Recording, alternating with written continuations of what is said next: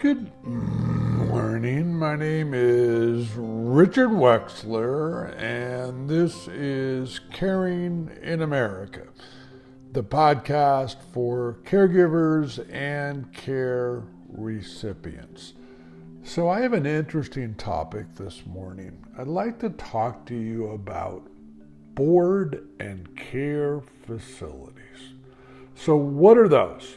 Well, actually don't like the name, to be honest with you. They are also known as group homes, residential care homes, etc. In the state of California, you're going to find thousands of board and care facilities.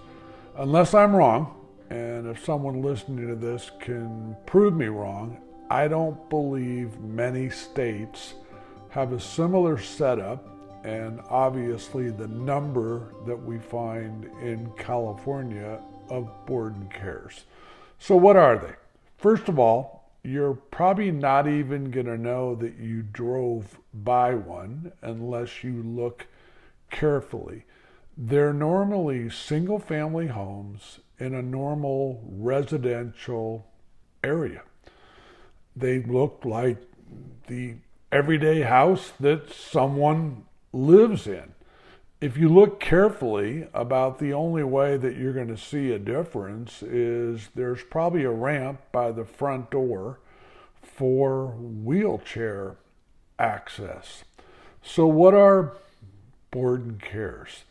In California, they're licensed usually for 6 beds. All the ones that I've been in have the 6-bed licensing, like I just mentioned. And they're set up like single-family homes. People buy them. They may redo the home. They may add a bedroom. They may add a bathroom. Normally, in many situations, especially the ones that I've been in and seen, the individual gets their own bedroom. And what type of care are they getting? They're getting a very similar amount of care to what they would see in a larger assisted living. The staff is there to help them with normal activities, eating, dressing, toileting, etc. In my own personal case, one of the 4 family members that we were taking care of, the last year of their life, they lived in a boarding care. And it made sense for them. It made sense for us. We were concerned. We weren't sure if this individual was going to adapt to that environment, but they adapted very well. They were taken care of very well as well. We were concerned if they were going to eat. They found the menu and the food great. And as far as I know, finished all the food that was given to them 3 times a day. There was staff in this facility that was there 24 hours a day. Most are set up in a similar vein. This home had a very pretty backyard where we came many days. We were able to take our loved one out in the backyard, sit with them, enjoy the fresh air, the sunshine, etc. In addition, we could come with notice. We could come and pick up our loved one from the board and care, take them shopping, take them to our home, take them to other events that were planned. So we had access to them, as I say, with notice. So why am I bringing this up? Well, as I talk about, there are thousands of homes, Northern California, Southern California, in California. The research that I've done, and again, if someone has better numbers than I have, correct me, I have not seen board and cares existing all over the country. And my question is, why? We have approximately 110 million people in the United States that are 50 and older. We break that down to almost 80 million that are boomers. And the remainder are above the age currently of 80 to whatever age they may live to, making up the 110 million people that I'm speaking of. Where are all those people going to live?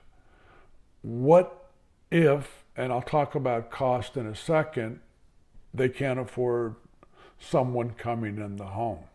What if they can't afford a larger assisted living? Normally, in most situations that I've seen, board and cares do cost less than a normal large assisted living. So they're great options. I'll talk about who they may be the best options for in a second. But back to my question of a couple minutes ago, where are all these people going to live? Approximately 110 million. We know. Logic tells us, all the research and people that I've talked to over the years tells us, many cannot afford care coming in the home. Many cannot afford going to an assisted living. Many don't have a daughter, a son, daughter-in-law, son-in-law, someone that says, I'm going to move in with you, Mom. Or they're going to move in with that relative. So where do they go? Again, these are single-family homes. They're purchased. Some that I've seen look like they haven't been redone. Others have been redone, as I said, adding a bedroom, adding a bathroom, whatever the case may be. I've been there, the one where we had our relative, where they're having group activities in the living room. They may have someone coming in once a week or more that plays music. There's different activities that they will set up for their residents. There also may be situations where there's a larger bedroom, like there are in many single-family homes, where a couple can reside. So with all that, let's talk about who might be the best fit. And maybe someday down the line, what I'm about to tell you may change. My experience in all the board and cares that I've visited, and there's been quite a few, it tends to be the older individual, maybe 85 or older, maybe 90 or older. Maybe they've had a stroke. Maybe there's some memory care issues. You're not going to see the hustle and bustle that you may see in a larger assisted living. But that may be perfect for that resident who's recovering from the stroke or is having memory issues. It's quieter. It doesn't have the noise and the folks running around that you'll see in an assisted living. Again, maybe that'll change. But if you have someone in that situation, having the availability of a board and care gives people a lot of options when they can't live with a relative or they can't afford other aspects of care. Sure, there's still a price, but what I've seen, that price is normally lower. How do you find them? We've had guests on the show. I talk about a lot placement agents.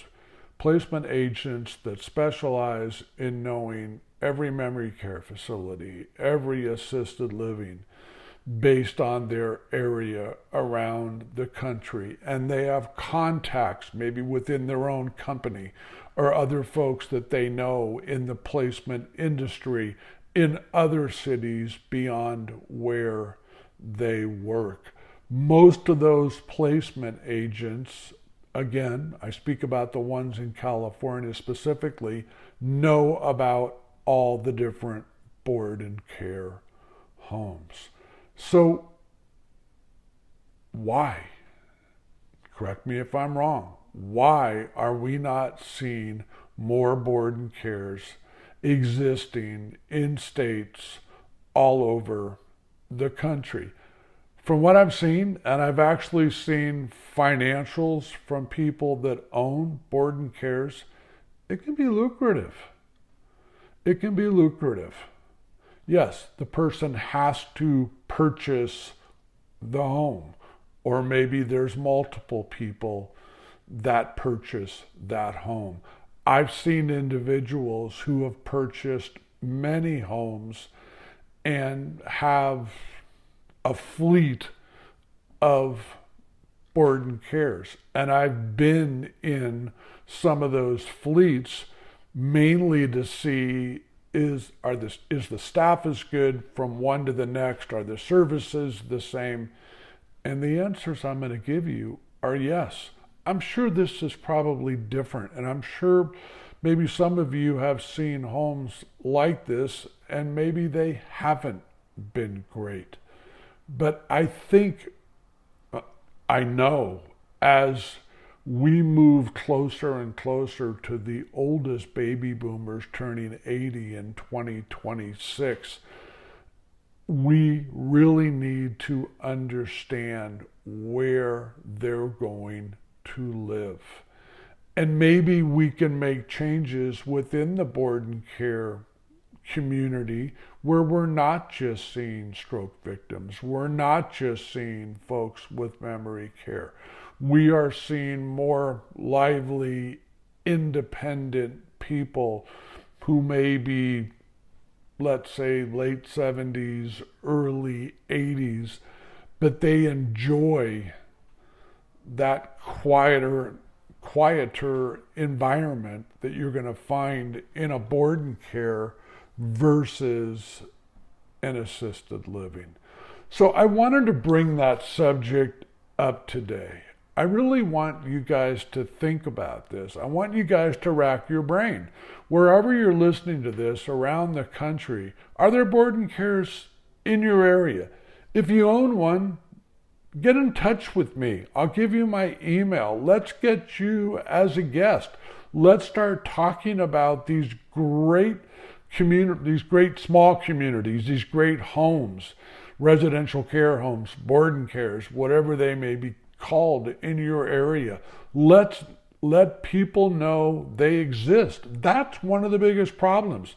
People don't even know they're out there. When I started this almost 20 years ago, there were board and care homes at that point. I had no idea they existed. Please reach out to me. If you own one home or you own multiple homes, let's talk about it. Let's make sure people are aware.